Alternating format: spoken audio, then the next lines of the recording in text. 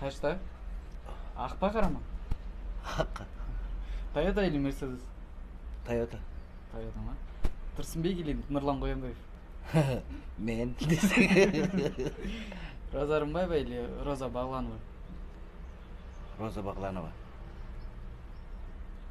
Шевролет или Мазда? Запорожье. Алматы или Үлгіл Малшы? Үлгіл Малшы. Астана или Алматы? Алматы. Алматы ма? Махаббатым өзгеріп кетті. Барған сайын өзгеріп жатыр. Иә, бұрын тек қана Астана, Алматы ұнамаушы еді.